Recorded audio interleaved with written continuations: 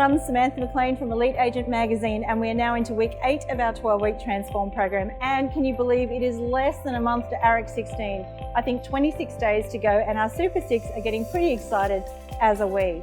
Now, if you weren't aware, you can book your tickets to AREC 16 online at arecconference.com.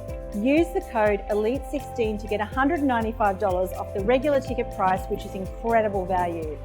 Now, on to this week's coach who will be speaking at AREC 16, and we can't wait. He's been a regular contributor to Elite Agent Magazine since the very beginning, and countless agents credit their success to his coaching because everything this guy says is spot on and just makes sense. If you were to take a pen and a piece of paper out right now, could you list the top 15 people that you need to talk to today? How well do you know them and what their timeline is as opposed to yours? If not, you need to watch this. Here's Josh. So today, I'm going to come from a really different perspective in just trying to get you to think about you like really using that time well, in that you don't really manage time at all. You manage the energy that you put into that time, because you've probably all had an hour where things were just phenomenal. You know, you rang a few people, you got a listing, you got a sale, things were great. But then you've also got hours of time in your life which you lose to procrastination, distraction, fear, worrying about your competitors, all of that sort of stuff. And so I come from the mindset that I actually don't have any competition at all. Because the reason why that's critically important, and there's probably 2 notes to write down first up, is what we call the role model approach, or being in a position that we then call the common enemy approach. And in the common enemy approach, what you actually do is that you look at yourself and you think, okay, in a common enemy approach, you watch everything that one of your competitors do.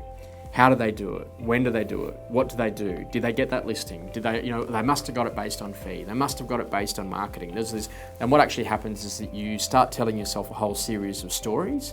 And some of those stories are actually true.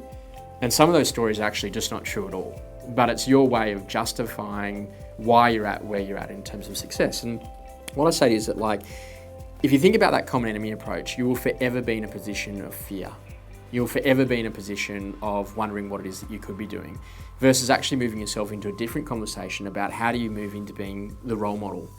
Now, the role model is the sort of person who says, I don't care what the competition does, because I realise that who pays the invoice? Like, so when you send your invoice, does your competitor pay it or does the customer pay it? Who pays? Customer, right? So you know who I want to concentrate on the most? I want to concentrate on the customer. And I'm just a big believer that if you're my customer today, what's really important is that we walk away from this hour with some skills, but most importantly, some tools or some frameworks that you can use for the rest of your career to really get long-term success. It's okay to be great for a week. It's good to be great for a month, but to be able to do this for 5, 10, 15, 20 years and not burn out and have a great quality life around it is a completely different story.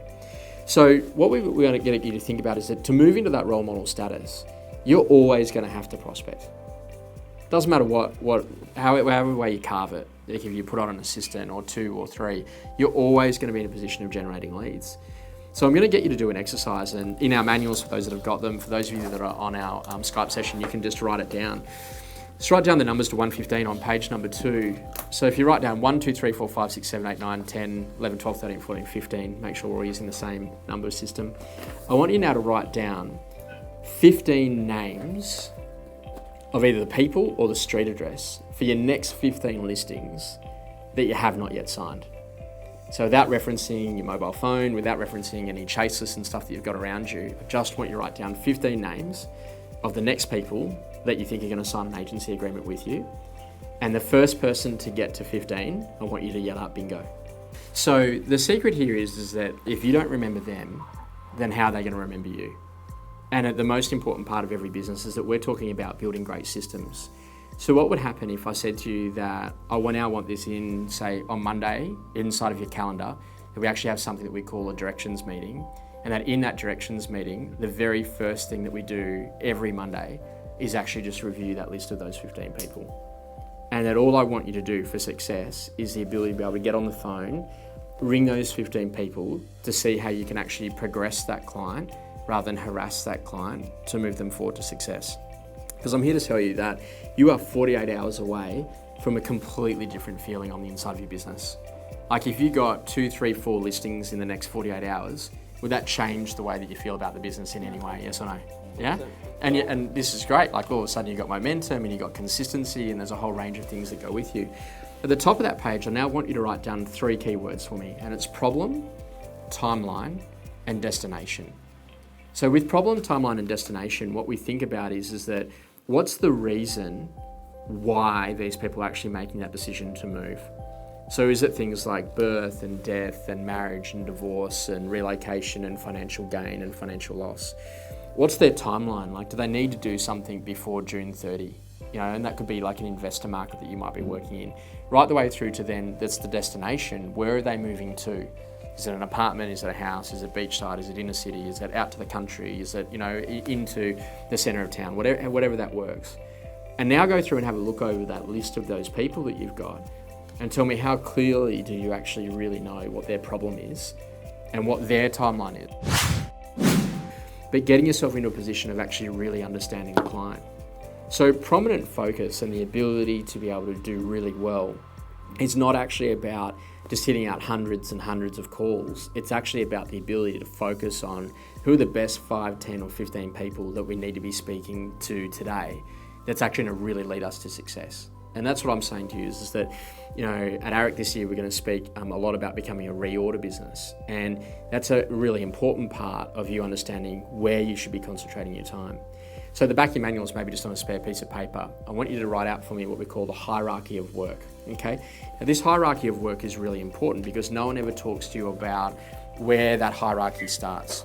So in my opinion, the first place that the hierarchy starts is in past clients, because they're the forgotten few, and your past clients are not in a witness protection program, And that's the thing about it is that like inside of your careers, whether or not you've been in it for a week, a month, 10 years or 15 years, your past clients should be generating lots and lots of referrals for you. Now, if you go and see more established agents or people that have been around in your own office that have been around for a while, who've done hundreds, if not thousands of transactions, I want you to ask them, how many deals have you done in your career? And how many of those people have you been back down to the house since the buyer actually bought the home? And you know what you'll find? About 10% of the people that they've actually sold to have they actually been down to. So 90% of that database has never seen them face to face after selling it to them on the day of the auction or doing the deal in a for sale campaign with offer and acceptance. So there's no ongoing relationship. So there's no ongoing level of relevance. So if you want to go and work with some of the best agents in our country, the number one thing that they do is that they just stay really, really focused about doing the activities that count. And so this is kind of interesting. Some of you know we get the opportunity to work with a guy called Alexander Phillips.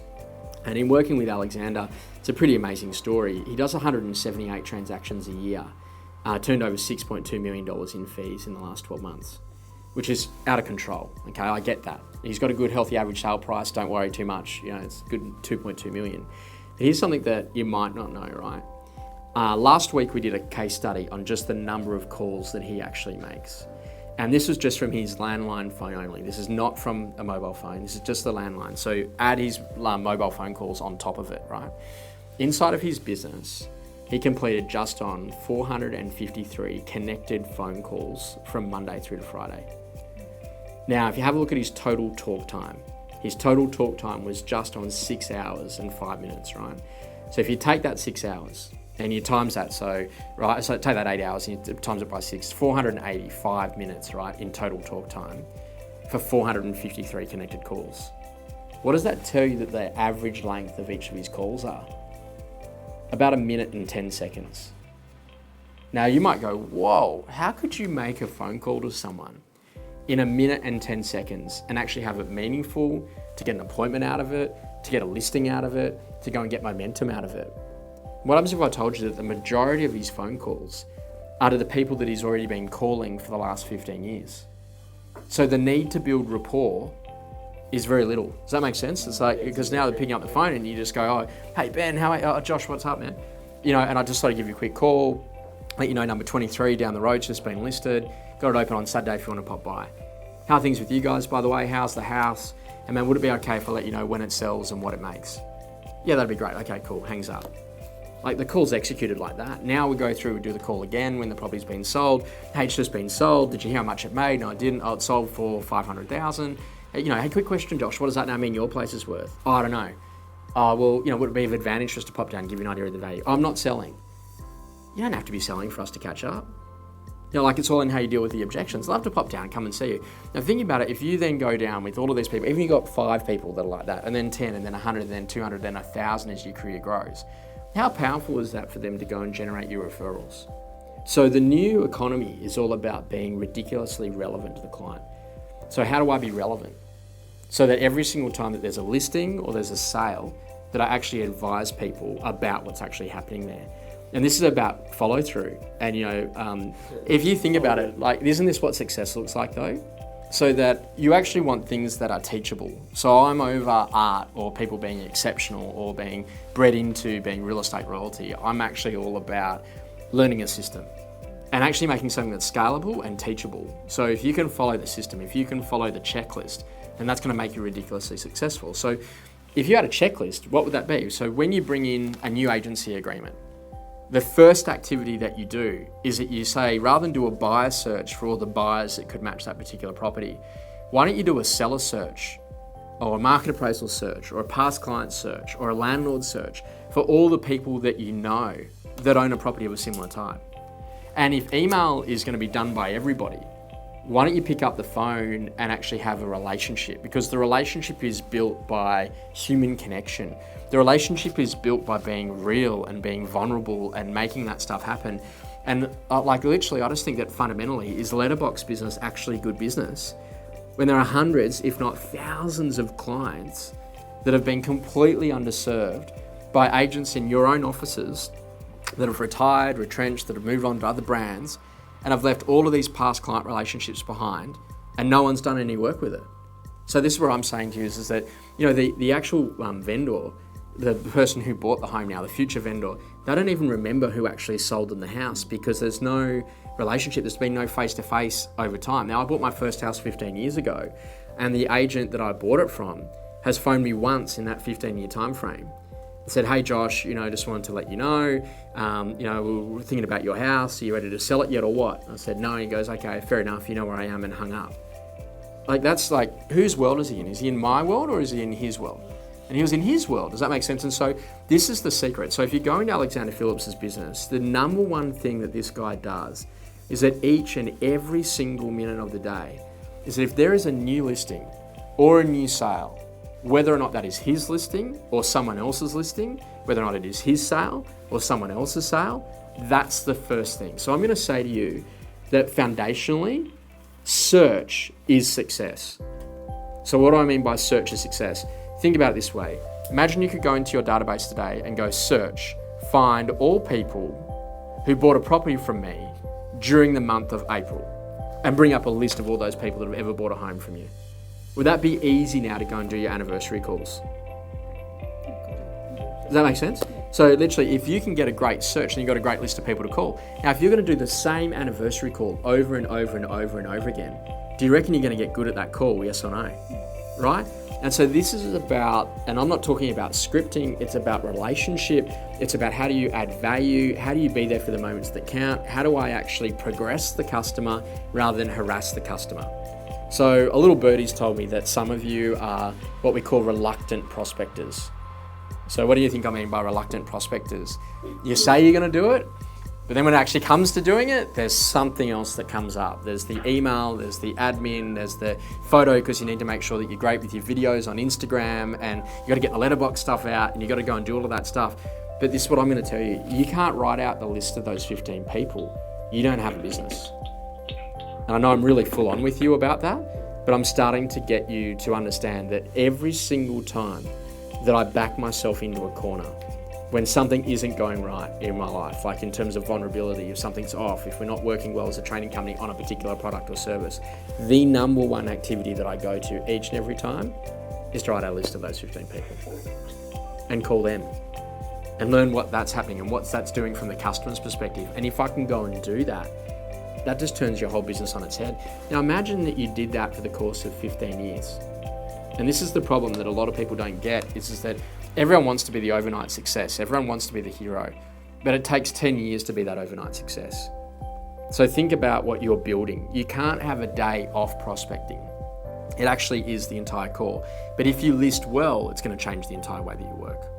So much more of Josh to come at AREC 16, and to see Josh speak about how you can become a repeat and a referral business, don't forget to book your tickets to AREC 16, and don't forget to use our code ELITE16 to receive $195 off the ticketed price. Next week, we have a preview of another AREC 16 speaker for you, and that is Peak Performance Coach Susie King.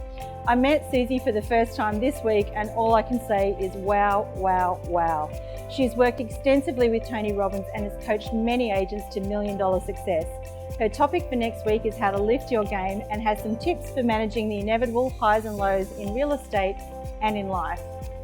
Don't forget to catch our Super Six to see what they're up to with their video diaries on our website. And remember, if you have any questions for our coaches or our Super Six, tweet us at #LeadAgentMag, #Transform.